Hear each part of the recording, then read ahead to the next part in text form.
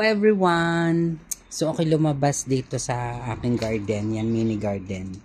So ayan. So ipapakita ko nga pala sa inyo everyone, itong aking, yan. Ang sabi nila billionaire daw, iyan. Ako nga hindi na uli masyadong nakakapag halaman.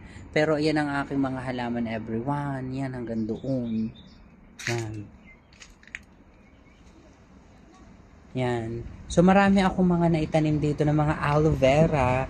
So sabi ko nga po sa aking mga previous vlog everyone, aloe vera is, I think this is the right time to put inside the aloe vera. So iyan. 'Di ba? Yan, meron na rin ako maraming ganyan na ulit ako everyone. Yan. Ito na ano ko lang yan naputol. Until doon yan. Medyo maganda ang panahon ngayon everyone. Ay maganda, kung sa maganda talaga kasi blue sky everyone yan as you can see. Punta tayo dito everyone. And dito marami din tayo dito sa ating kapitbahay na mga, ito yung mga nilagay ko ring plants and mga pasuko dito. Yan, ang dami. Talagang aloe vera dito ng bonggang-bongga. Yan everyone. Ang laki na nito. Natin late-late lang. Yan. Maganda ang panahon, everyone. Super ganda.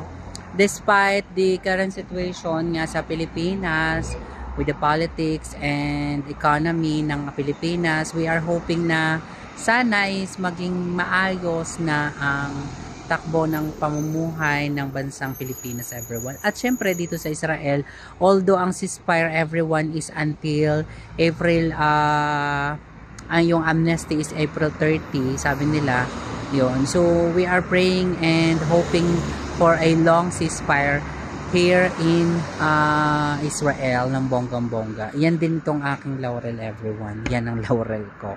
Yan. Malago na ang ating laurel, everyone. Pero dito ako na mas natutuwa dito sa aloe vera. Nakapagpabulaklak na tayo ng aloe vera, everyone. Yan. Diba? Nandito, tapos ito yung aking ano nga to, laurel. Yan, ito yung laurel ko, yan.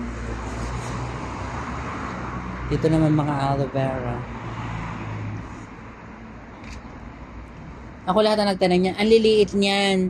Nagsimula lang po yan sa sobrang liit, and then iyan, tananim ko dyan, so lumaki. Dapat pala inusod-usod ko kung tutuusin dito sa may una-unahan. Pero lalaki din naman yan, dadami naman yan ng bonggang-bongga. So yun lang everyone, thank you so much ng bonggang-bongga.